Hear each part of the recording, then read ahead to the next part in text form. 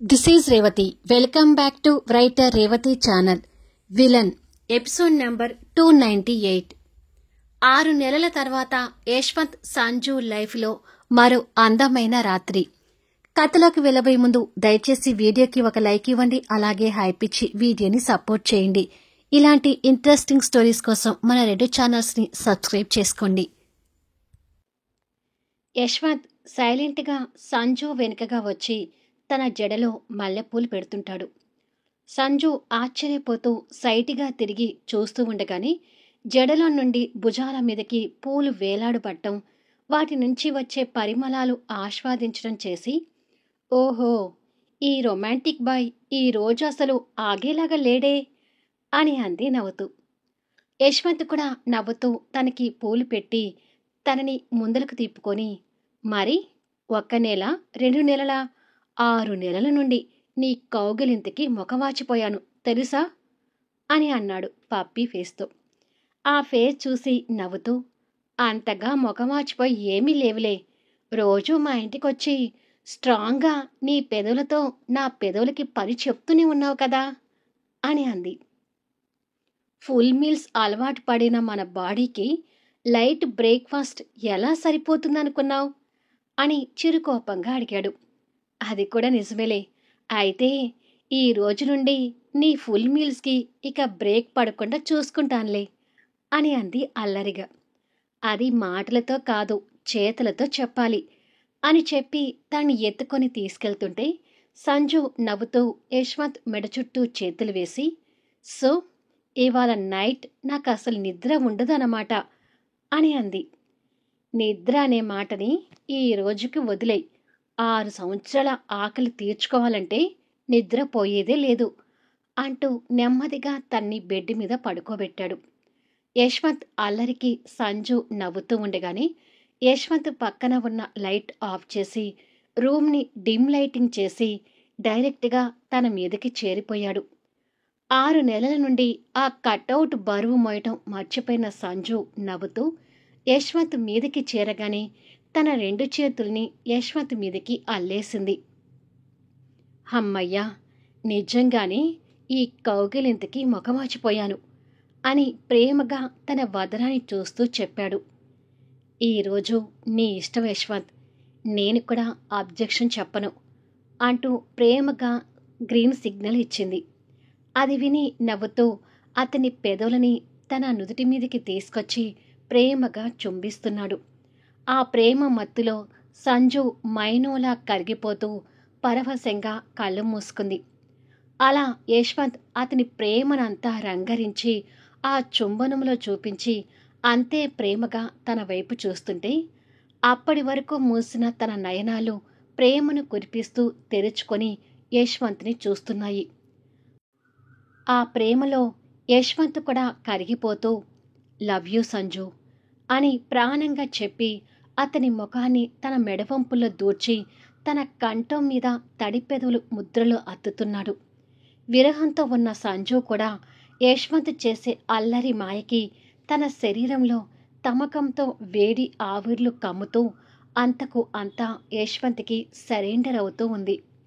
యశ్వంత్ అలా తన కంఠం మీద నుండి తన వదనం మీదకి చేరి ప్రేమగా తన వదనం అంతా పెదవుల ముద్రలు వేసి చివరిగా సన్నగా వణుకుతున్న తన అద్రాలను టచ్ చేశాడు.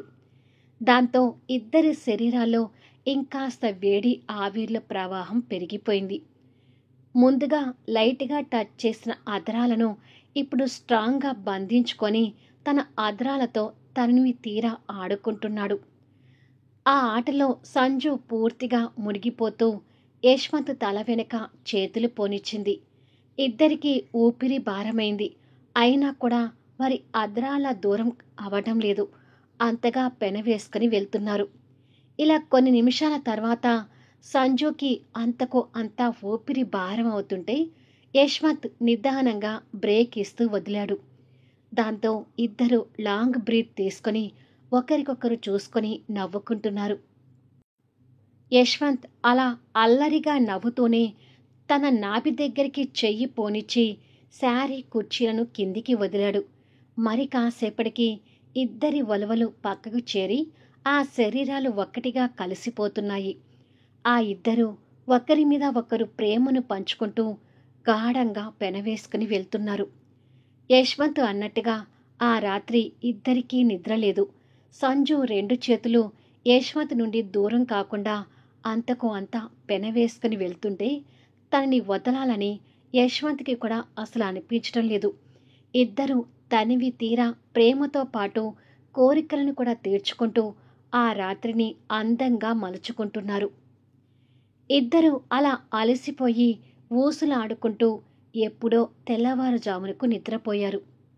ఇలా కొన్ని గంటల తర్వాత దుప్పటి ముసుగులో ఉన్న సంజు బలవంతంగా నిద్రకలం తెరిచి ఎదురుగా ఉన్న గోడ గడియారం వైపు చూసింది. టైం ఉదయం 8 అవుతుంది. ఆ టైం చూసి కంగారు పడుతూ, అమ్మో, ఇంతసేపు పడుకున్నానా అని అనుకుని పక్కకు చూసేసరికి యశ్వంత్ కనిపించడు.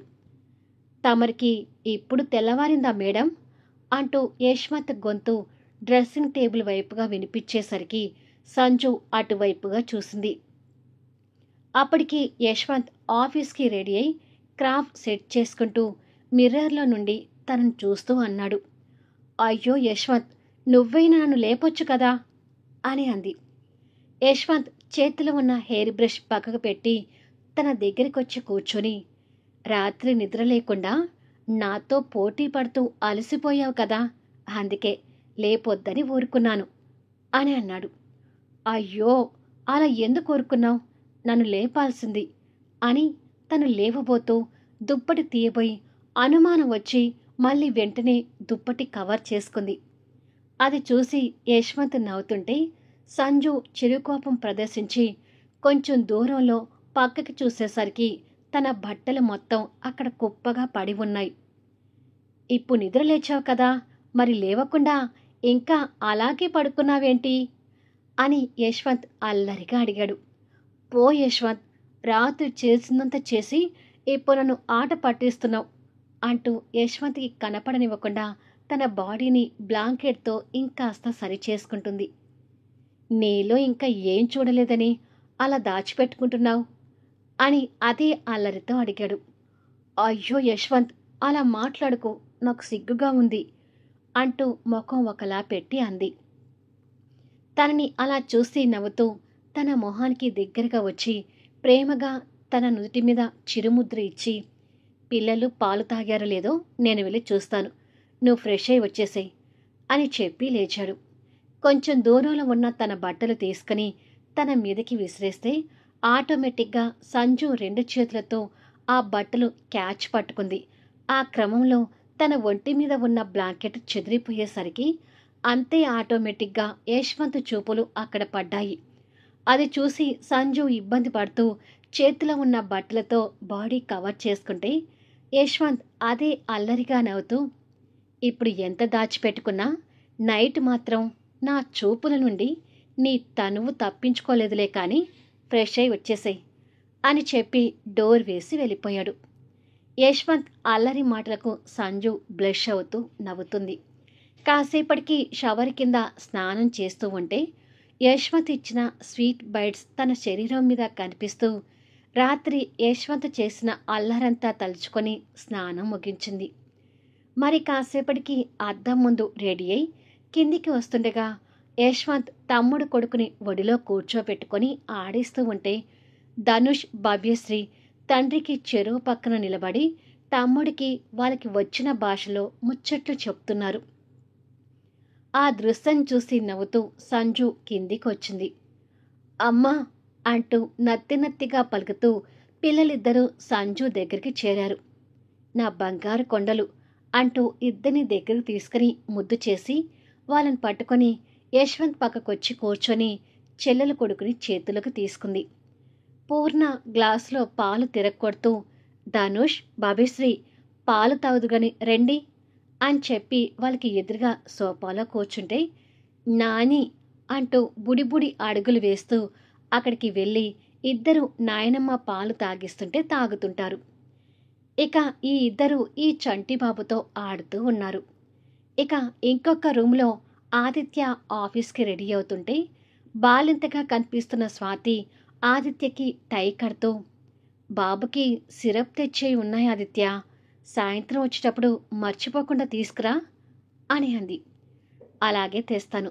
బాబు గురించే కాదు, నీకేమైనా కావాలేమో చెప్పు, అవి కూడా తీసుకొస్తాను అని అన్నాడు.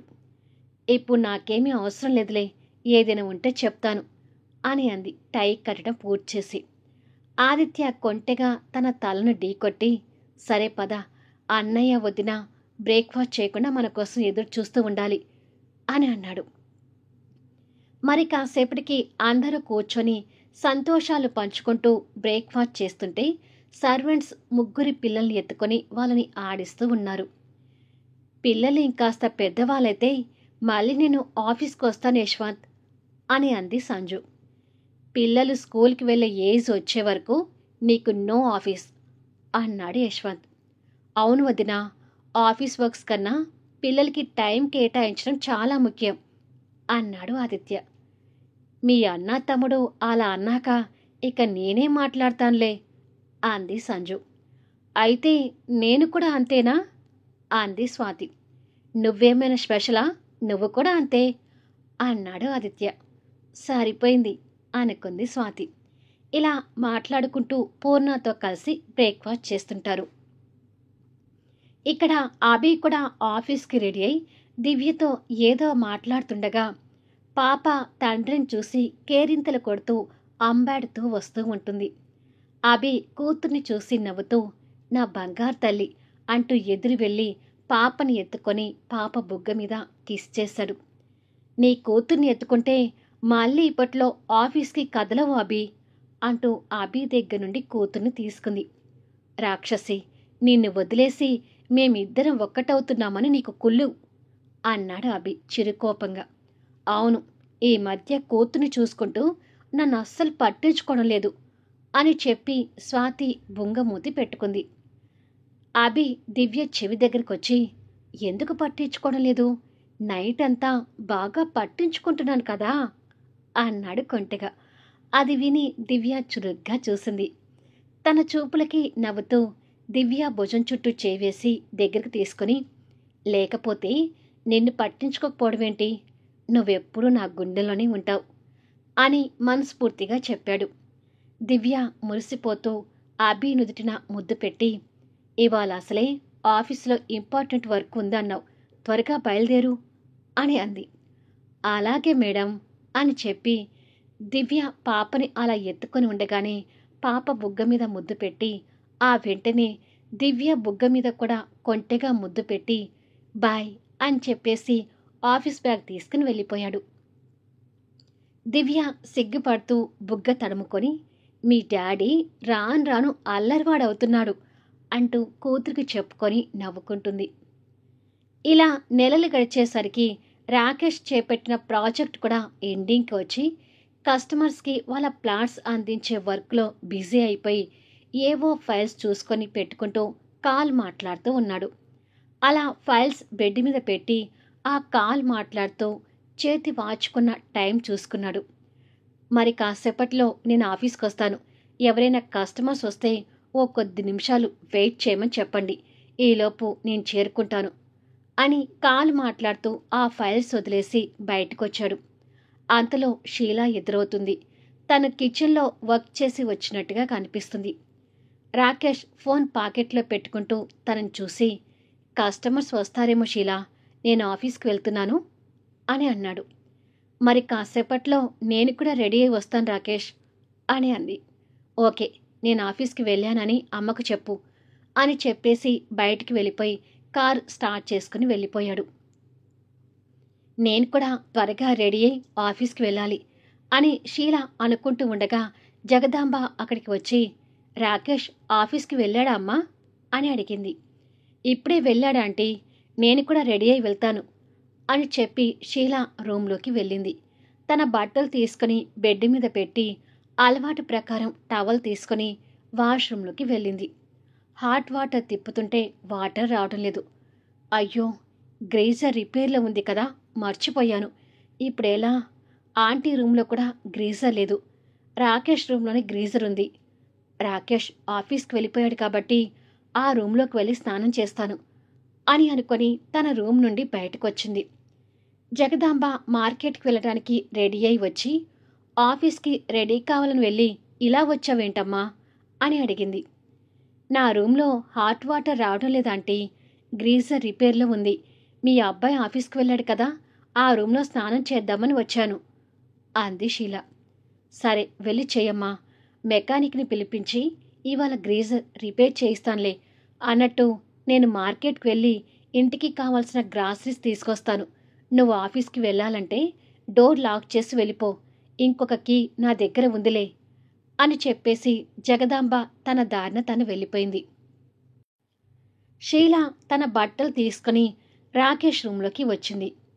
రాకేష్ లేడు అన్నట్టుగా బట్టలు బెడ్ మీద పెట్టి ఎప్పటిలాగా టవల్ ఒకటి తీసుకుని వాష్రూంలోకి వెళ్ళింది. రాకేష్ ఆఫీస్కి వెళ్తూ సడన్గా కార్కి బ్రేక్ వేసి, అయ్యో ఫైల్స్ని నా రూమ్లోనే పెట్టి మర్చిపోయాను అని అనుకొని కార్ రిటర్న్ తీసుకుని వెళ్ళిపోతాడు. షీల ఏ పొజిషన్లో ఉండగా రాకేష్ రూమ్లోకి వస్తాడు అనేది నెక్స్ట్ వీడియోలో చూద్దాం. కథ నచ్చితే దయచేసి లైక్ చేయండి, హైప్ ఇవ్వండి, మీ అమూల్యమైన కామెంట్స్ షేర్ చేయండి. Thank you for listening.